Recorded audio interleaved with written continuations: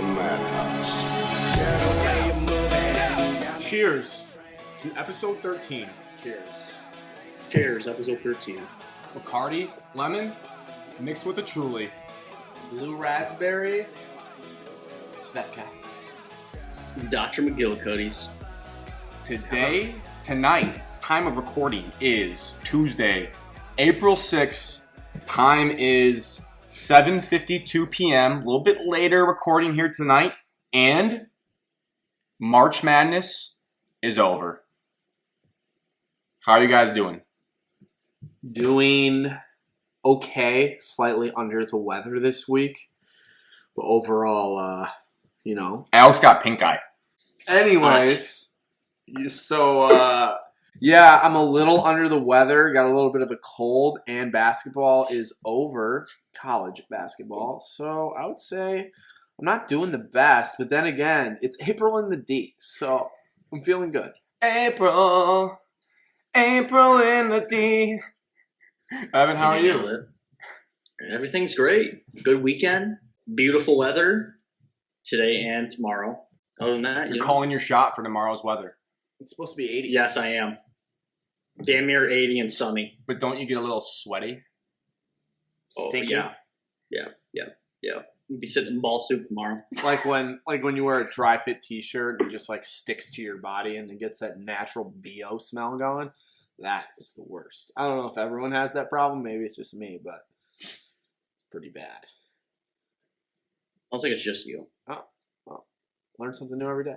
For me, pretty good. I was going to say classic, like small talk of the weather has been nice, so that it gets a little pep in your step. Right now, I'm pretty energetic, fired up for this episode, because I think it's going to be fantastic. But I do have something to say to you guys, and I guess the listeners, but mainly you guys. I don't really want them to know necessarily. We're going to work this out together. This is the trust tree. Making a pretty big change in my life, I would say. I think I'm going to become a robe guy. Care to expand? Yeah. Why? I'm down for it. But why a robe in the morning? Typically, I would guess people wear robes when they're naked. No, I really just want a comfortable robe, and I think it'd be nice to put on in the morning when you get out of bed, and then you just hop in the shower. Just better than having to put on a shirt and shorts. Just tie yourself off with the robe. And it's supposed to be coming tomorrow. Shout out to Amazon Prime. So when you're listening to this, just know that I'm a robe guy now. I can get behind it, for sure. What do you do in the morning? What is your morning routine? What are you going to do in this robe? That's really my main question. So I'm going to get up. Yeah. I'm going to throw on the robe. Okay. It's a Nautica robe. Not to be a brand snob. No, because not even that good. It's like it's a naughty robe. No. Pretty cheap. Light blue, I think. Not that people care. I'm going to get up. I think I said that. I'm going to make coffee, first and foremost. Going to get that liquid adrenaline rush into my veins as fast as possible. I don't know. I'm going to walk around, sip my coffee with it on, and then my plan is like it's just a easier way to get right in the shower. You know, you just walk in. I'm envisioning myself just walking to the bathroom door. You just drop that robe to the floor, and you just hop right in the shower. Are you going to be the guy that... And I shower with my swim trunks on, so don't get any dirty ideas there, people. You're going to get slippers and be the classic dad and go out and get the newspaper every morning, wave to the neighbors in your robe, "Hey, Steve, how you been?" And then go back inside and get your coffee? Is that what you're going to become? I'd love to do that, but one, like, not many people get in-person newspapers, and I don't hear, so... I will not be going outside in said robe, hopefully ever. Maybe if there's a fire, like God forbid there's a fire, I'd have to go out and it'd be great for, think about it, there's a fire, you're like in a rush to put on clothes, you just get to grab the robe and you run out. It'd be perfect. So it's actually like a safe thing to do too. Less time than tripping over shorts. Sure. No, I mean, not going to be going outside. I don't see myself going slippers for like a while. But that is kind of the natural next progression. So maybe in 2 months from now, I'll be like, guys, I'm a slipper guy now. So we'll see. Other than that, that's really, I would say other than that, that's a big change in my life. But massive. That's basically what's been going on the last week. I've been thinking about, just pondering.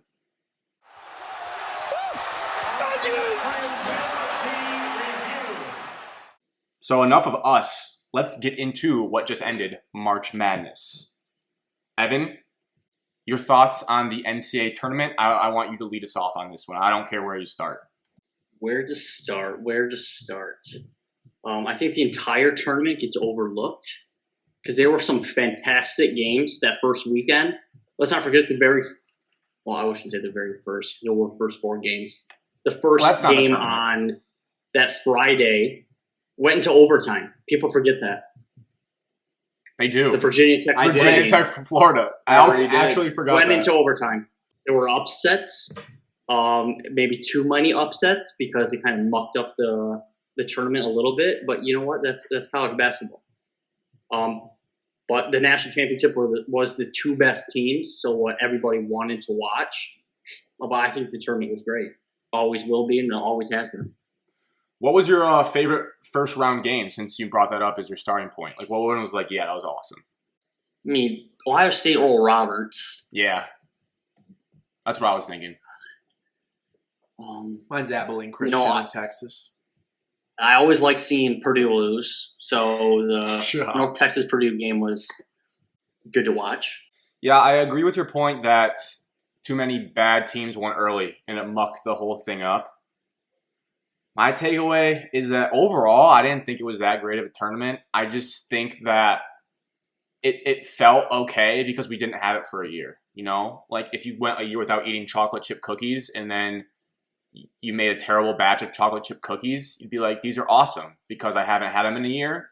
And this tournament was like, I don't know, there's not that many memorable games. And I would say the primetime players, 2/3 of them, Io and Cade Cunningham, like primetime players, like were very underwhelming. And I think big time players, I mean, some arose. Obviously, Johnny Juzang became a household name, and Jalen Suggs further cemented his case as a legend. But I like when talent makes it farther in the tournament, and this I didn't feel like that way.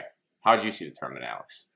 Well, I will say it's still the best tournament there is, still best postseason in my opinion. But this tournament, there was no fans really. There were fans, but not a lot, so you couldn't really hear a lot of crowd reactions. So that part wasn't great.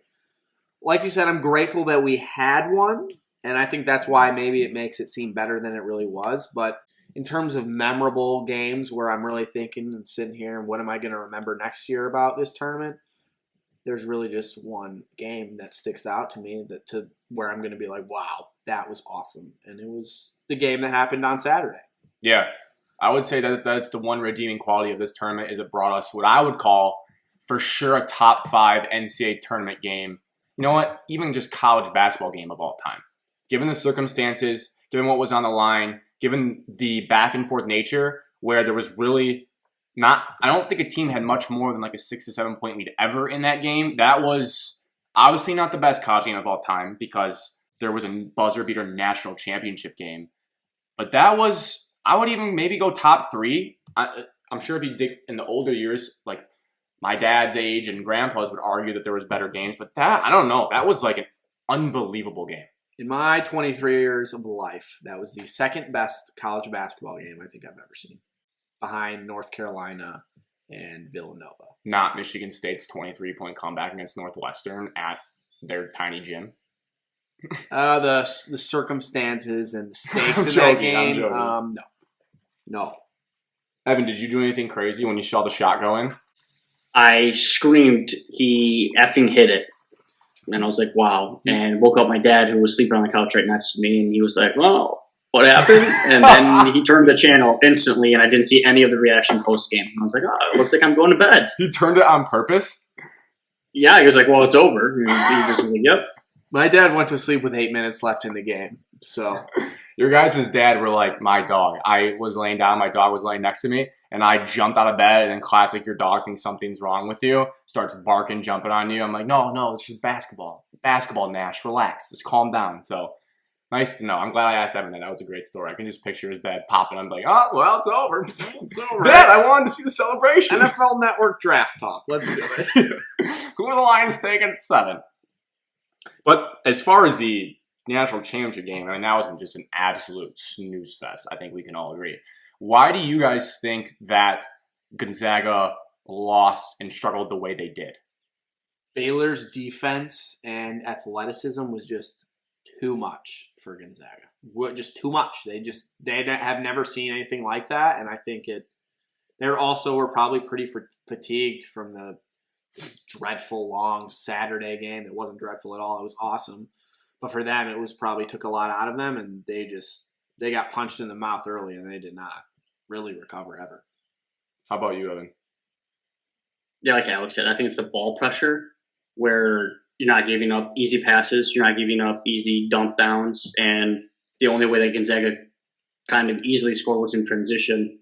Well, it's hard to run in transition when Baylor's hitting more than 50% of their shots. Facts. And Baylor was just more athletic than their guards. I mean, Suggs was the most athletic Gonzaga player, but when all 5 of Baylor's players collective are just more athletic than Gonzaga, it was a mismatch. Dude, how about Davion Mitchell? He's a freak. He was strapped. The sad thing is that he's not going to get drafted high enough. He should be a top 5 pick. I haven't looked at any mock drafts, but I was thinking to myself today, which we can talk about later when we discuss the Pistons, is like, I don't know how far that guy falls, but if you have draft capital, I would love to get him in the back of the first or the second. Like, if he falls to the second, that dude is a dog. If he falls to the second, that would be a travesty. He plays defense without like his hands at all. He just puts his chest on your like hip and he just moves. His belly button is always just right in front of the guy all the time. He's just strapping him with his arms down if he wants to. It's crazy. And has like one of the best first steps off the dribble I think I've ever seen. Like he gets to the rim so fast and he can shoot decently well. He got better at shooting, so he glides to I'm not sure anyone would have beat Baylor the way they played personally, so I think it's more of a testament to Baylor than Gonzaga. But I will say, as someone who I was kind of defending Gonzaga, not like super outspoken, but like, let's give them a chance. Like it'll be their second Final Four. I thought before the tournament started in our bracket reveal or show, I picked Baylor last second, like a live switch in my brain, because I thought like Baylor's going to be too physical for this team and they hadn't seen this. Turned out to be right, but then in the middle of the tournament, I kind of got brainwashed. Like Baylor didn't really struggle, and I didn't think they played great competition leading up to this stage. And I was like, all right, Gonzaga's the real deal. They finally got tested by UCLA. Their offense is historic. They might be the best college team offensively, at least of all time. They'll win this game. They have enough shooting. That was dead wrong. It's like I should have just gone with my gut with Baylor. And again, like more credit to Baylor than a knock on Gonzaga. But when you don't face that kind of speed or physicality, and then you get smacked in the mouth, and also, again, we shouldn't overlook. And briefly, we could go on for 30 minutes about this man. But Bo Borowski calling 2 fouls on their best player, Jalen Suggs, right in the start of the game. Like Jalen Suggs going out definitely could be a big reason why the score was like 11-1, at the under 4. So, what do you guys think about Bo Borowski getting the nod for that game? Clearly, the 6 refs that all did whatever happened to them where they couldn't do any of the tournament games, that must have elevated him into the spot because there's no reason for him to be in the national championship game. He got a pat on the back like, it's your time, Bo. He ran quickly. He ran from the baseline to like the 3-point line to do some emphatic charge call. I think he just wants everyone to just fixate their focus on him and just be like, that ref is so cool. I want to be him when I grow up. No, Bo. No one wants to be like that. No one. I don't know how he gets into this game. Like, who's voting like he's a quality ref? Who is voting? Like, what coaches are like, yeah, I like him reffing our games. Like, I don't understand that. I don't know the process of getting in or being selected to do the Final Four or championship. Like, he shouldn't be qualified to do it. Shouldn't be qualified to ref a basketball game in the first place. JV. I'm picturing the way Evan phrased it, like he just showed up with his duffel bag and walked in like he owned the place. I'm like, oh, Bo, you're reffing this game when he wasn't on the list. He's like, yep, for sure. And then they just let him in. And he gets out there with his whistle and his shined up shoes and just run up and down the court. Credit to us. A little pat yourselves on the back, guys. Go ahead. We won our bracket challenge. So the haters and the losers, of which there are many, will say like, oh, I don't know. I mean, we can't fudge the numbers. They are what they are. I think it just shows that when 3 gigantic smart brains get together, that we're going to win a competition. And I don't know what to say. If you combined the 3 of us into one human, we would be the smartest person alive. And it's not even close. Okay, I'm going to stop you right there because I don't think... Like, it depends on what you think is smart. I don't think we're coming up with any quadratic... Astrophysics. No. Whatever. No. You put our 3 brains together, and I'm sure we're coming up with like the cure to cancer or something. So people should really just be grateful that they get to listen to our opinions. I would say maybe we just could really nail down the best way too early top 25 for college basketball that ever existed, and we'd be right at the end of the year. I think that's the peak of our three brains together. Yeah, that's probably more realistic, yeah. So credit to us. I had to say that because what else? Briefly here, obviously, because it's not that big of a story. Michigan season ended to UCLA, and we haven't discussed it because the way the podcast recording worked, it was like the night of. And kind of like similar to how we do with Michigan State. Don't really want to get too much into the game. It was tough. I mean, personally, for the people that love to see my pain, I laid on my bedroom floor for like 15 minutes just staring at the ceiling after all three of those shots at the end did not go in. There was many times I thought they'd pull it out. As an unbiased national fan, Michigan probably is not even in that game if Juzang does not get hurt. You just have to say that because they were going to be up by 10 and then he got hurt and then allowed a run.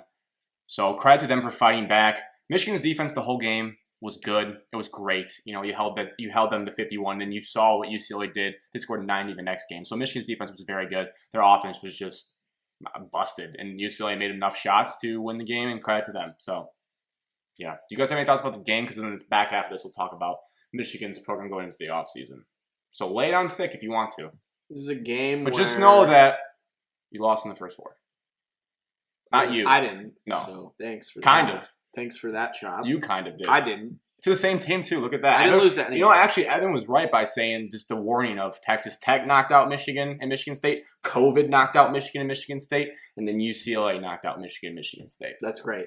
So, thoughts on the game. I wasn't going to stay up for the whole game. I thought it would, I didn't think I would need to. I thought Michigan would probably win by double digits. But you love the block M so much you couldn't look away. But I love rooting against Michigan so much that when the game was close, I just couldn't turn it off. And it was a gross game. There wasn't points. If you love defense. A great gross game. It was sweaty, but it was close. Bad. Yeah. And I'm just – so Grant doesn't he doesn't want to watch Michigan basketball games with me anymore because – Correct. I don't know. He's soft, whatever. But so I was watching in my room while he watched in his room, and I was ahead of him. So every time something would happen, I would see it. And then a few seconds later, Graham would be like, "Oh, Eli. Oh, Hunter, you missed. Guys, what are we doing?" So that experience was actually quite hilarious. And then for Michigan to lose at the end, I mean, it's just icing on the cake, really, for Grant not wanting to watch a basketball game with me. I thought it was disrespectful. No comment. I think two takeaways. I think Michigan should have tried to run more in transition. I know they don't do that, but I think that was an advantage against UCLA there.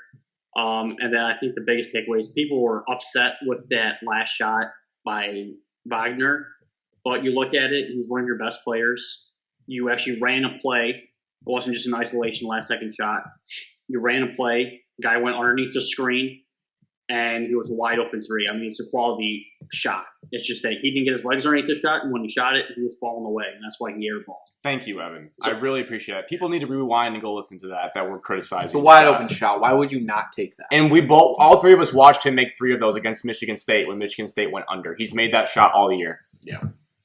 Other than that, it was a game that UCLA, we said previously that UCLA doesn't mind winning 50-55, and they won 51-49. So UCLA was willing to win whatever way it took, and Michigan just didn't score enough, obviously. Yeah, that loss will haunt me until they make another Final Four, and if that's not for X amount of years, and even when they do make another Final Four, I'll still think about that game 20 years from now. Just 49 points in a national semifinal. As a fan of the Butler Bulldogs, at least their style of play against UConn in the national championship game, I was braced for that. Just awful shooting performances, so I was a little bit ready for it. If anyone was able to handle that loss, 49 points, probably me, but it just still stinks. Elite Eight losses are the worst. Devastating. It gets worse each weekend you go, but Elite Eight, because once you get to the Final Four, I mean, Michigan State knows about that. You get to the Final Four, who cares if you win that first Banners. game? Elite, you can hang banners in college basketball for Final Fours, and that's what matters. So Michigan's program offseason, I have a little game we can play. It's simply called Who Do You Think Will Be Back? So if you guys want to rapid fire out, I'm going to throw it to you guys. You guys lead the game. You're like the Jeopardy host. Aaron Rodgers is guest host now. So you're like Aaron Rodgers, even though that guy stinks. Anyways, you'll go, just throw out a name. just throw out a name of who you want to know from me. Eli Brooks. I think he is likely back. Sean D. Brown. I also think he is likely coming back. The Dick Man. I think he is 100% back. Zach Jackson. That's Hunter Dickinson for those that just heard the Dick Man. What's up, Evan? Wagner. I think he's 100% gone. Livers. Interesting. I think he's 95% gone with 5% he'd come back because he just got surgery on that foot and it's a 6-month recovery window, which is going to make the NBA draft difficult for him, which sucks for him because he should be drafted. But there's a chance that he doesn't get the feedback he wants and he can take that free year. Brandon Johns. Interesting. I would say 80% coming back. The only hesitation I had is because I don't know how minutes he may not start next year. And I think the reason it became so high is because how good he played in the tournament. Mike, where would he go? Smith. I don't know, but he could start at any. I guess he could even start at a couple Big Ten schools at center or power forward for them. He would be their 35-minute a game guy. But I don't know how the rotation is going to shake out for him. I would have thought he would have left last year if he was going to leave, but I think he's coming back. Mike Smith. I think he's gone. I haven't seen any smoke that he'd come back. Austin Davis. I think he's gone. And Zeb Jackson. That, I think he's back, but I don't know. I guess I would say I'm curious to see the decisions of Zeb Jackson, Terrence Williams, and Johns. And that guy. And Johns. The one that's most likely, I would say, to transfer, I hate just throwing rumors out, but if you just... Okay, so first of all, before I get too sped up here, Michigan... man. Land on 2. Triple threat. Pivot, pivot, pivot. Michigan has all 13 scholarships already accounted for next season. But that's assuming Franz Wagner comes back. So he is likely leaving, 99% chance, I would say, for the NBA. So then that gives you an extra slot. Now there's chances, there's been smoke for Michigan having reached out to the big man from North Carolina, Walker Kessler. And Fats. Fats Russell went to Maryland. Namari Burnett, a highly rated recruit that left Texas Tech, they've, I believe, reached out to. And there's also a lot of smoke around the Illinois transfer, Adam Miller, because he almost went to Michigan and then chose Illinois. So they could bring one of those guys in, obviously, free of charge if Franz chooses to leave. But if they want to get 2, then that leaves a question that maybe, brace yourselves, TikTok star Adrian Nunez could be on the move, which would be devastating. And, honestly, for team morale and popularity and swag on the bench, I hope he stays. We want you on the podcast, Adrian, so you should come on. I would love to discuss with him the ins and outs of TikTok. I don't know. How much money could you be making right now if you weren't a college basketball player? That's what I would. Almost 100K. We discussed this last episode. No, I know. A ton. That's what I would ask him. So for the way too early, predictions of starting 5, point guard's up in the air. If Eli Brooks comes back, I think he would start at the point because he showed he can play it. And then you have Hunter Dickinson. Caleb Houston, the small forward, I believe will start for them. I wouldn't be surprised if Musa Diabate, the power forward recruit, starts. And then the kind of shooting guard area, I would say, is most up for grabs, depending on what they do. It could be Eli plays shooting guard and the freshman recruit Frankie Collins plays point guard. Or they go get Adam Miller to play point guard. Who knows? I guess curious for you guys, what players would you, how do I phrase this? Least want to see come back from Michigan? Which guys were a pain in your butt this year that you would want to leave? I'd be glad if Wagner left. Sounds like he's going to. I don't want to see Livers anymore. Not that he scares me either. And then the rest, Eli Brooks is kind of pesty. He always seems to make a bunch of threes against Michigan State. Got lucky in the second game, obviously. Didn't play, but yeah, those 3, I guess, would be my main 3. You fear Sean D, though. Don't leave Sean D. I love Sean. You love him, so I think you'd want him to go. I don't like Michigan, but he just has a dog mentality, and I just love that. Evan, anyone? I would say Wagner. I wouldn't like to see come back. Just matchup problems defensively and offensively. But which is an ultimate sign of respect, too. So don't take that as a slight. He's just saying, I hope he goes pro so we don't have to deal with that anymore. Everyone else, the matchups, no, I don't want to see a problem in it. You're right. All right, so interesting. Good tie up there. I'm sure a lot of news will happen, and it's pretty dumb to try to predict things going into the next season with how crazy the portal is. But guess what? We are going to predict who we think will be the elite teams in college basketball next year because if Jeff Goodman's doing it the night after the championship game, well, golly, we are too. What was that for? You just punched your hand. No, I didn't. Yes, you did. No, I did not. Top five. How do we want to do this? You guys just want to like round robin it and just throw out names? Because I wrote down 8 teams because I just can't follow rules, and I also did not rank them according like 1 through 5. Let's just go in so a I might circle. have been the least like organized. Let's just go in a circle and everyone say a name of a team that you think will be good, and then maybe just like 1 sentence why. Okay. All right, Alex. I'll go with UCLA first. They return everyone potentially if Juzang stays. He's a risk, and then only other thing is they're returning their guy that got hurt, who's actually one of their better players. And they have a 5-star. We should have said it in that. My respect for Mick Cronin went so far through the roof in this tournament. So they're going to be good. I would say now all the teams that I'm going to say are based off of like the best case scenario for each team of like who returns. Great and who point. Stays. Great point. Love that. I'll follow that. So I would say Ohio State. Yep. Based off of Liddell, Washington returning. Chris Holtman's proven he can win in the Big Ten Conference. Maybe not the biggest games, but he's proven he's a gritty coach. And I think just those two offensively is a matchup problem for any team that they face. In the same conference, I will go ahead and draft Michigan in this because I'm the Michigan fan. I think Juwan Howard has proven himself, and they're bringing in the number 1 recruiting class as of now, mixed with returners. I think it would be disrespectful if we left out Gonzaga. I did not have them on my list. They still, best case scenario, a lot of guys come back. You still probably lose Suggs no matter what, but you could have everyone else back. No, you would just have Timmy and Kispert and could come back. And Nemhard. He could. Ayaye could come back. He could. You could. You have 3 5-stars, potentially Chet Holmgren. They have Mark Few. They play in a cupcake conference. They're going to be good next year. You can book it.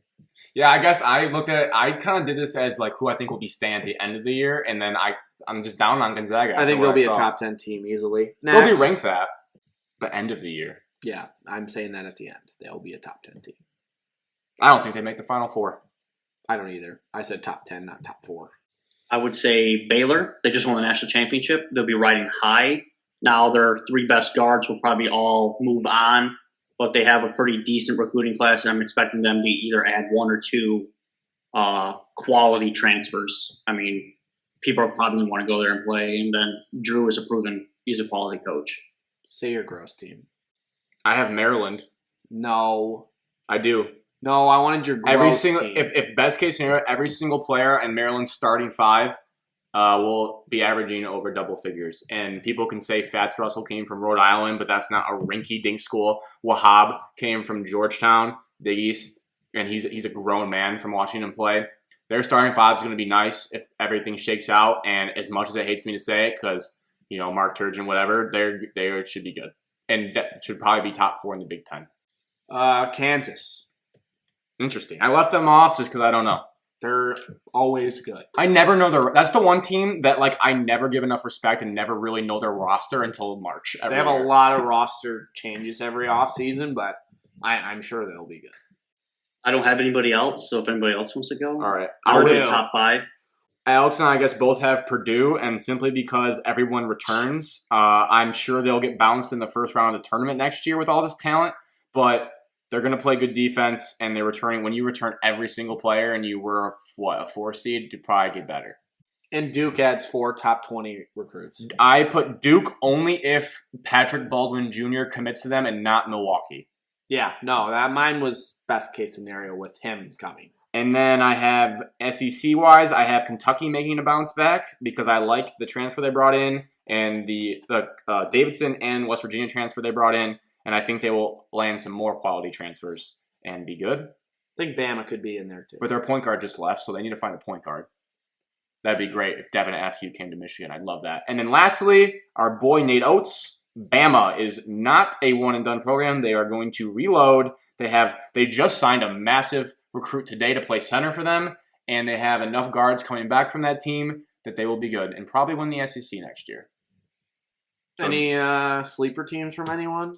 St. Bonaventure returns every single player. They got bounced by LSU, but if you're looking for a small school team that you just want to watch because you enjoy not the highest level basketball, Bonaventures will be all seniors, so good for them. Evan, any sleeper teams? The Dogs from East Lansing? No. No. No. They'll be top 5 rated. They always are. They No, don't they're get not. slept on. They were ranked 13 to start this year. So They you won't be just slept on. lied to everyone. Whoops.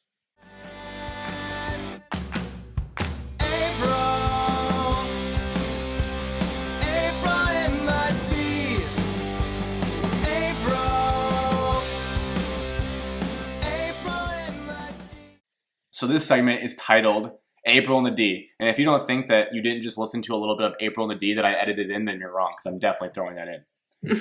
And I want to start with your guys' permission, the Lions. Because at the end of the day, football is the king in every city that has 4 sports. So we have to start with the Lions. And we did not address any of their free agent moves and trades and stuff.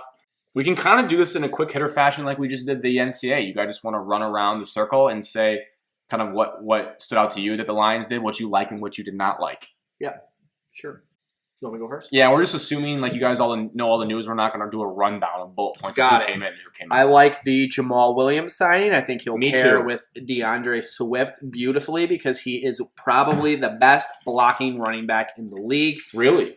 And he's a bulldozer, and he runs hard, and he is just a dude. And so I love that sign. I think he will fit in perfectly in Detroit. Really funny guy too. I like that. Yeah, I'm next. I like bringing back Okwara. Yes, that was your guy. Quality talent. He led the team in sack, I think, the last 2 years. His brother's on the team. And everything I hear is that he's just a positive guy in the locker room. So he's one of the leaders. Who are you hearing that from? Rebuild. Did Jared tell you? Did who? Jared Goff. Who'd you hear that about Okwara from? I saw it on Twitter and Instagram. Oh, I'm just messing with you. I just wanted to see. Lions needs. And it's somebody that, since you didn't sign Galladay, I think it's somebody that you had to sign. And our defense is deprived of talent, so I think that's an easy move right there. That was a great way to sugarcoat our defense is horrible. But Speak that's for yourself. you think our defense is good? We haven't seen it yet. Okay. Anyways, yeah, that's a good callback to Evan. That was like I think you're one of your main. That was your dream free agent scenario. You said either resign a core or Galladay, and it's nice to see talent actually stay in Detroit. So good to the regime. I'm going to credit the regime for that, for getting that deal done. On the flip side of that, you know what?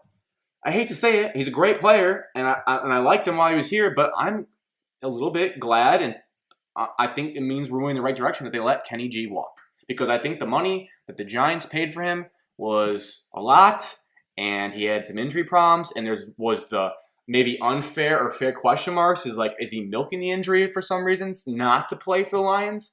I don't know. I mean, and also we've seen the blueprint of the NFL in the last, I don't know, X amount of years that dumping all your eggs into paying a wide receiver big time money does not usually translate to winning Super Bowls.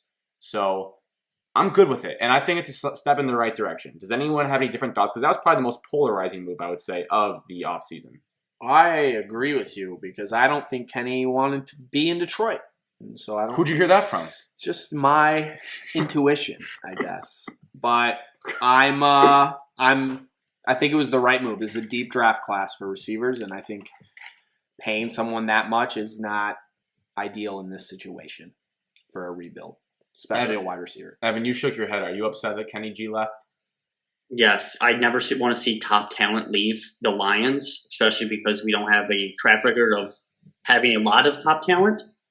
And when you have Goff on your roster, you kind of want to give him a number one. We don't have a number one wide receiver right now. Rashad Perryman. And so when you say that the wide receiver class is deep, yes, you can always find production later in the draft.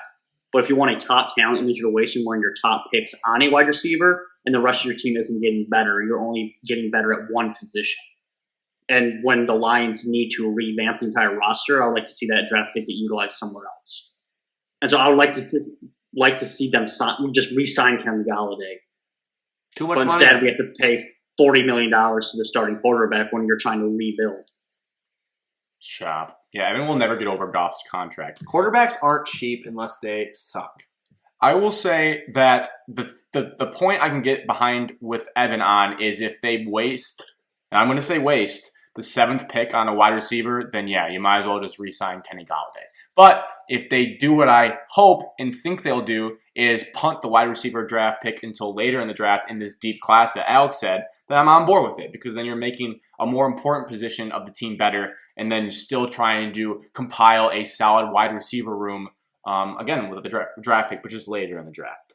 It was just, I don't know, it was a lot of money. And I guess, I know I'm going out of turn here, but I will dovetail. Like, I'm not out on Brashad Perriman at all. It might be because he was on my fantasy football team 2 years ago and helped me win a title. But when he was the lone guy for the Bucs with Jameis Winston, he had 4 or 5 really good games. So maybe he can give you put together one good season in Detroit and kind of patchwork this wide receiver room until they get some guys in there. Tyrell Williams, I don't know. I don't know. His injury stuff is, who knows? The Lions are going to draft a receiver. They have to. So at some point. Pretty early, I would say. Probably within the first 3 rounds, I would guess. Do you guys wish you had hair like Alex Anzalone? Yes, absolutely. I'd have beautiful, some days beautiful yes, locks. some days absolutely no. Evan, could you imagine Alex with flowing? Why don't you take that hat off and show everyone your fresh haircut? Imagine if that was Alex Anzalone level locks just flowing out of that head. Yeah, it'd be pretty cool. I'd get all the chicks. I think you would play, if you had hair like that, you'd probably be an amateur level tennis pro somewhere in Florida. Yeah, it'd be awesome. You'd wear a tight white polo and go every time you hit a forehand. I think my grunt would be a little deeper. You'd probably try to go a man bun. You probably would be the guy. Man bun would be cool. Yeah, exactly. Yeah, the way you I'd be a man bun guy. Yeah, you'd be the guy that would be rocking a man bun like now, like 3 years after it was cool. Yeah, no, I would be rocking a man bun for sure. Probably a man bun and what are those things? You'd probably braid your hair. No, what are those shoes? Can't think. Heelys. Like Cody wears. Heelys. Burks. I'd have Burks and a man bun, and I'd wear a tight white polo, and my guns would just be pumping through. Yeah, I would look just awesome. Like an off-brand, like off-brand Clay Matthews. Chris Hemsworth or whatever, the Hemsworth brothers. Yeah, it'd be awesome.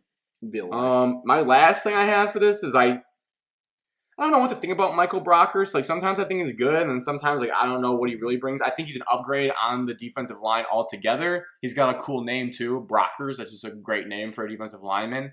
So, what did you guys feel about the Brockers thing? Because that was a pretty big move, too. Locker room guy. Can get to the quarterback. Who'd you hear that from?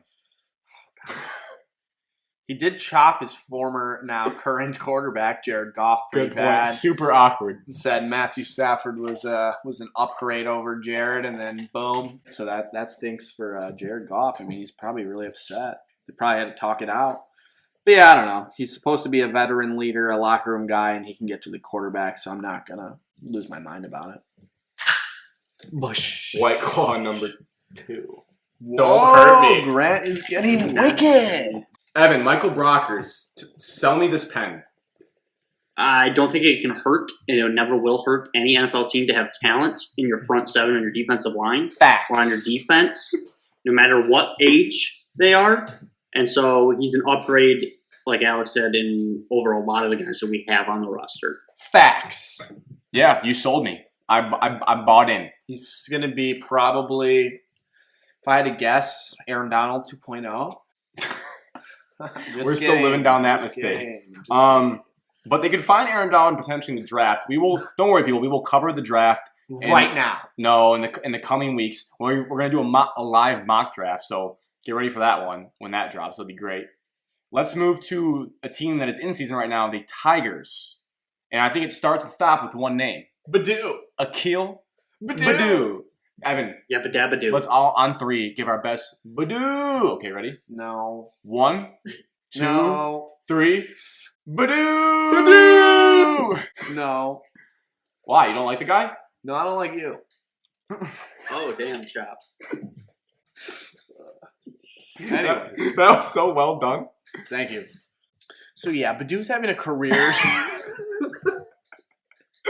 Yeah, so Now you're making it awkward. home run first game, first pitch first game, first pitch. And Oppo. to be fair, I had heard about rumblings on the interwebs of like the deep web of this guy balling out in spring training. Got a cool name. I think he was a Rule 5 draft. I don't really know what the Rule 5 draft is. No idea. I'm guessing it means you're not like the greatest player.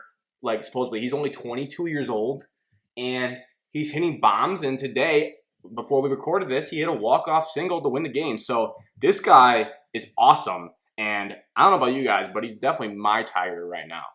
Yeah, he's my Tiger. Sorry, Grayson Griner. Until proven otherwise. Casey Mize haven't still looked like a good pick, though. So your Tiger, I think you're going to have to stick with him. Yeah, I mean, the whole city of Detroit and the whole state of Michigan should stick with Casey Mize because he is the future. He has but filthy stuff. Rule 5 draft. So in Rule 5 draft, like teams that can protect certain minor league players, and then like teams can draft just the minor league players from other clubs that they aren't protected. But trick side to Rule 5 draft, if you draft somebody from the Rule 5 draft, they have to be on your 40-man roster the entire year, or you lose him. So Badou's Well, going to be... There's your X's and O's of the podcast. Evan just broke down the So Rule he's 5 going to draft. be on the Tigers for all 162 games? Yep. Or if we cut him, he goes back to, like, he's a free agent, basically. Like, he won't go down to the Mud Hens. We got him from the Twins.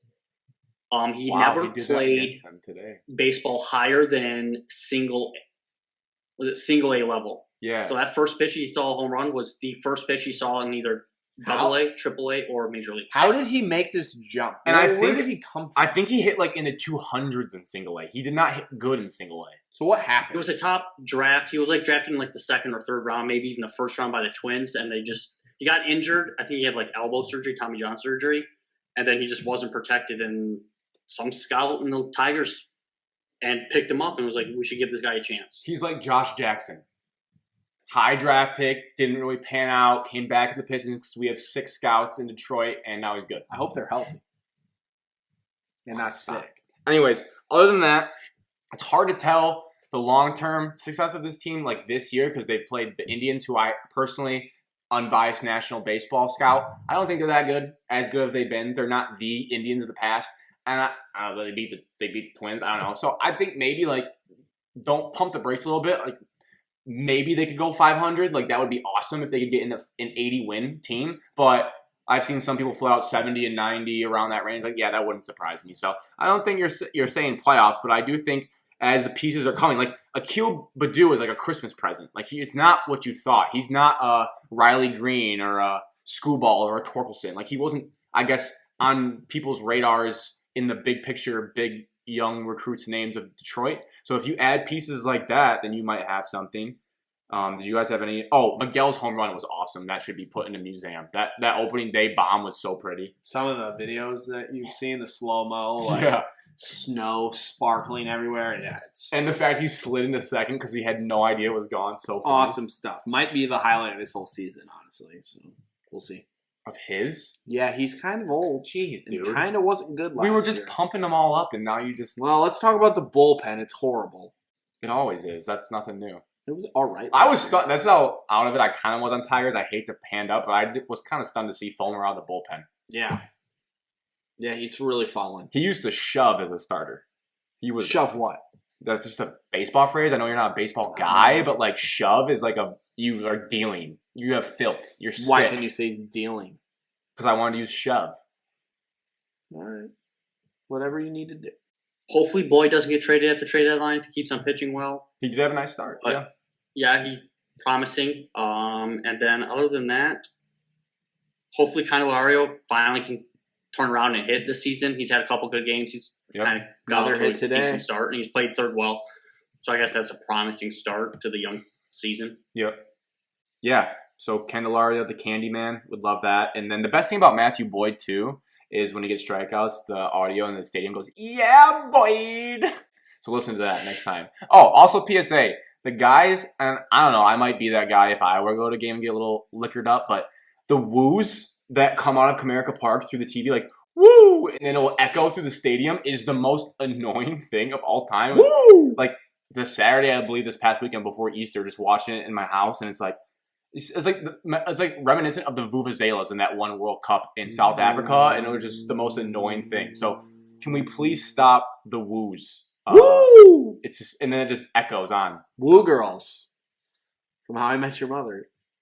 It's great. It's a Yeah, great show. the I feel Woo girl so staying left up through out. the sunroof. And Woo!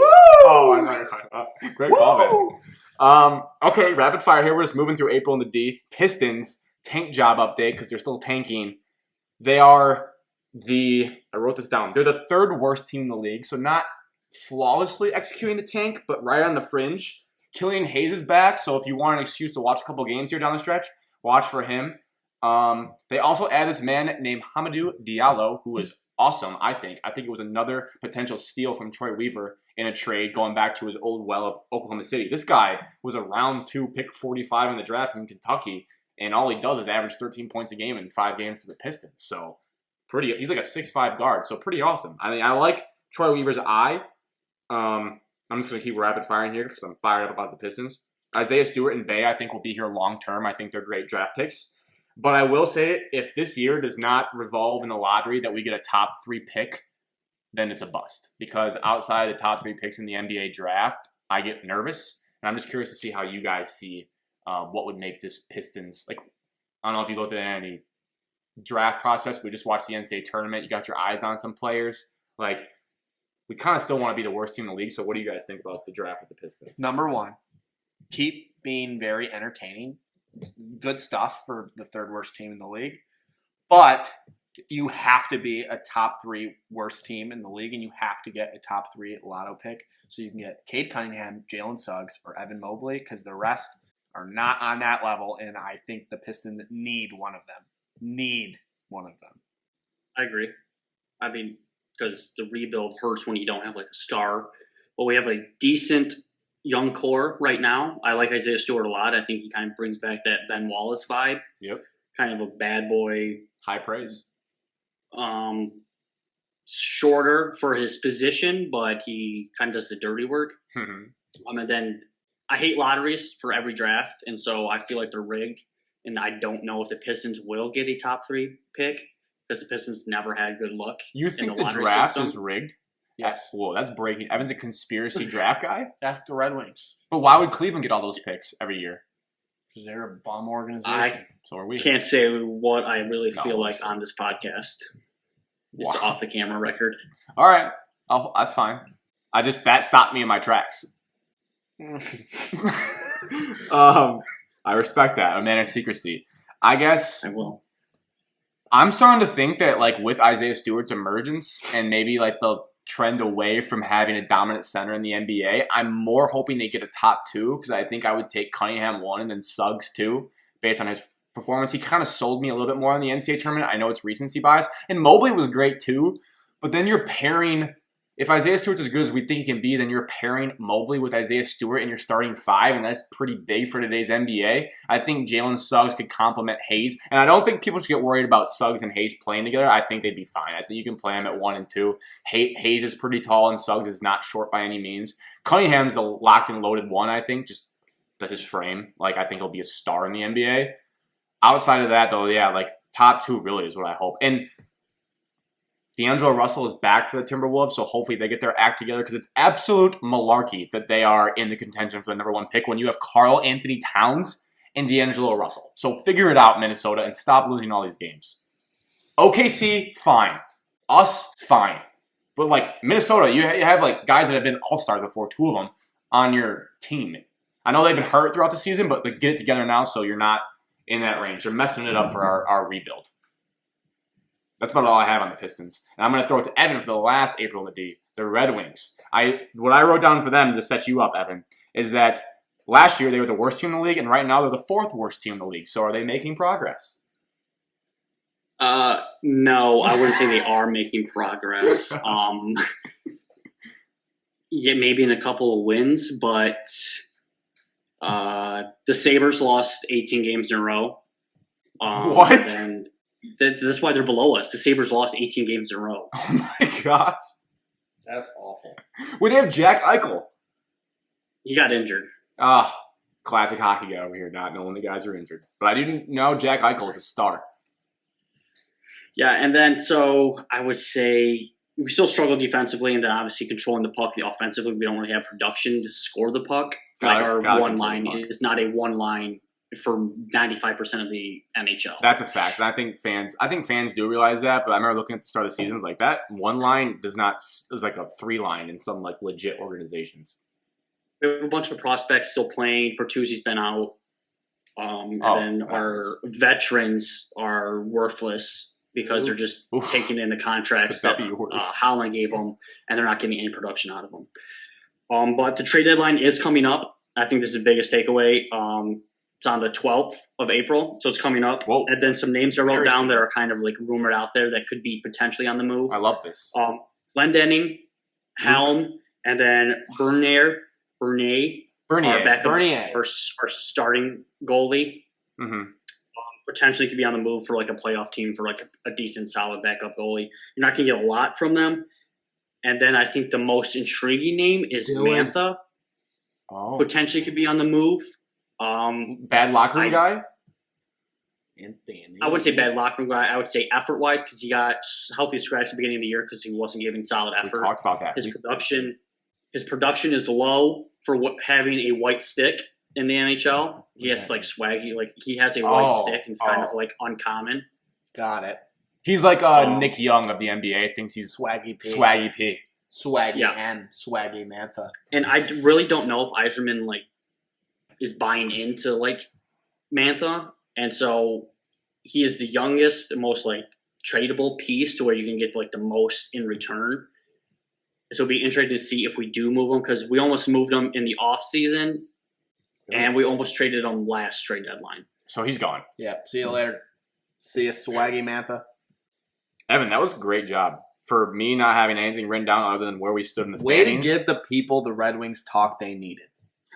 I guess the only thing I took was like time is a flat circle. Kind of sad, like Darren Helm on the move. He was big in some playoff I can't series. believe he's still on the Red Wings. He was so fast back in the day. He's got to be 62 years old. So that's the end of his era, I guess. Let's get to our last topic. From the Augusta National Golf Club in Augusta, Georgia. Talking some golf because the Masters is up, and you guys told us in feedback that you wouldn't mind a little more national talk. I don't know if any golfers are like born and raised in Michigan. Really, I don't know. I just know in golf, everyone roots for everyone because it's kind of soft. Like, oh, we just want to see some good golf this weekend. No, I have Americans. I have guys that I want to win. So what we're gonna do, first of all, I mean, we don't have to get into it. Everyone knows, like, Masters is just awesome. The start of spring, the great course. I'm really excited to see the green, luscious Masters and not the doo-doo Masters where there's mud piles everywhere and things look more brown in the fall. So I'm really excited for this spring normal edition of the Masters. So what we're going to do is give you our favorite that we had to win. There's no real strict guidelines of what a favorite is. I would say, like a top 10 kind of guy, your household name, and then a dark horse to win. Someone that has longer shot odds to win this tournament that we, for whatever reason, tabbed in this segment. So let's start in the circle again with Alex leading off who your favorite to win the tournament is. So my favorite and my favorite golfer, Jordan Spieth. Because he's a head case and you're a head case? Yeah, I think I model my golf game after Jordan Spieth, Up and down, can be good. He's a psychopath. He talks to his caddy like every single shot an insane amount. I remember watching when he won the John Deere and chipped in on the last hole to win. And that was awesome. And I was like, yep, this is my new guy because Tiger's not good anymore. Whoa! That was at the time. He won the Masters after that. Like 5 years later, whatever. So Jordan Spieth, he's finished 21st, 3rd, 11th, 2nd, and 1st. And he should have 2 green jackets if he didn't. 12. But yeah. Kerplunk. So he'll be my favorite. My favorite is Justin Thomas to win it. Now, this is my favorite to win it. He's been playing decent at the beginning of the year. Looks like I took Grant's option. Yeah, I'll stick with that. He's won a couple. He's been playing well at the beginning of the year. And he has that it factor. He knows how to win, and I think he's just a guy that you could cheer for. He's not my favorite golfer, but my favorite golfers have no shot of winning it this weekend. Phil, no shot. Ricky Fowler, no shot. I don't even know if Ricky's qualified. I didn't see him. Right? I didn't see him on the list. I also looked that up. Yeah. Well, I'll check. I'll go. My favorite, JT as well, Justin Thomas. And this is a stat that I looked up today. I was looking up how some guys finished in the Masters. JT has played the Masters. Don't get super critical here. Like 6 to 5 years. If you want to go look it up, you can. Correct me. 6 to 5 years. But every single year, he's finished higher. In last Masters, he's finished 4th. So if we keep on that trend, there's not much wiggle room there to winning this thing. Finish third, second, or first is what he's been on track for. So, I believe he may have won this year before. If not, it doesn't matter. He's one of the top in the world. You don't have to. Like, a lot of people are like, oh, you got to get hot before the Masters. When you're that good, you don't have to win a tournament right before the Masters to be in contention. Like Jordan Spieth did, though. No, that's why. Like, Spieth kind of has to because he's kind of proving himself again. He's hot. JT has always been like top of the golf charts, and he's gotten better every single year at Augusta. I like him to win this golf tournament, and he's not like I think he's like top 3 odds right now, like to win. So he's pretty chalk. He was my second favorite. What's your guys' sleeper for the tournament?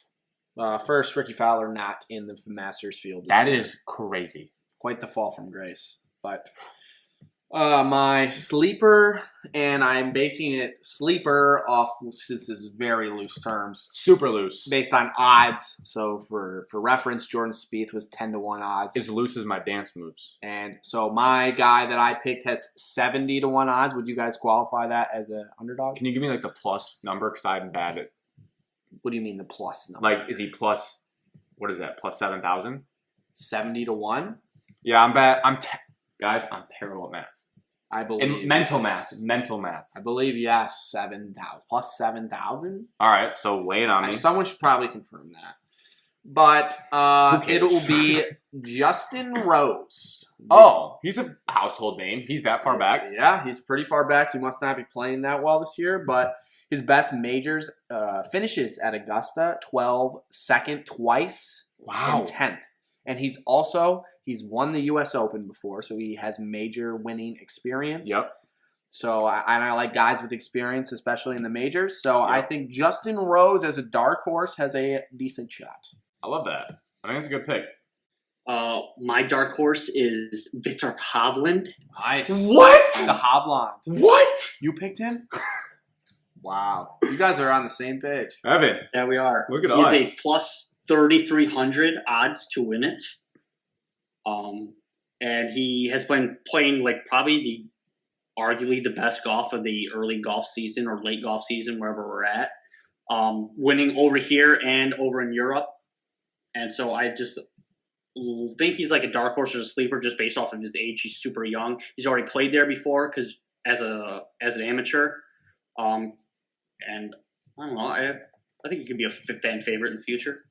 Yeah, I think he's becoming one already. I've got him as well. So Oklahoma State, go Pokes. I believe he won a tournament earlier this year, so he checks that box of winning this year. And in his Masters finish, he tied for 32nd as I don't know, either right after being an amateur or an amateur. So I think he has the stuff as a young gun, and I wouldn't be surprised to see him like top 5 towards the end of. This is a guy who played on like the biggest stage, in college too. So he's ready for the bright lights, even though there's not lights at Augusta. That was a dumb sentence, but you know what I'm saying. The other guy I'm just gonna throw out there because, again, I'm not great at following the rules. He's my guy, I'd say. I really like Colin Morikawa. He's more of a favorite. And I will guarantee that he will win a Masters in his career. I don't think that's a crazy hot take. But then there's some people, like what? Rory's never won the Masters, right? So there are the best of the game that never win it. I know Colin Morikawa will win a Masters at some point. He has that makeup. So I would also circle him as a name that I really like. And then my last thing is, since it's fun just to get everyone gets super jazzed up for especially that first round of the Masters Thursday morning. You're like, yes, like look at that beautiful grass. And then obviously you tune in for Sunday the most too. To win the first round, RIP to our, not RIP, but like to play in the tournament, Charlie Hoffman. He used to be the round 1 GOAT. He is no longer in the field this year. So we have to look a little bit deeper, boys, for that round 1 leader. Because in the Masters, a lot of times, someone's leading the first round that you have 0 out. You're like, what? That guy is leading the Masters after round 1? You could get some great value there. So I present to you Mark Leishman. That is what I was going to say. The round He's one, always leading round round 1 leader. So you can book, ship, send that in the words of Evan Cadmus. Yeah, I would have said the same thing. Mark Leishman, round 1 leader of the Masters. Make yourself some money there. And if he doesn't, well, the weather was probably bad. Watch out for Charles Schwartzel to lead the first round. Also. Or Billy Horschel. Also has won the Masters. And also the updated DraftKings odds for Justin Rose are. Whoa, no free ads. No free ads. The updated odds on the internet for betting is plus 10,000 for Justin Rose. Jeez. And Victor Hovland is plus 3,500, I believe. Wait, that means you bet $1 to win $100?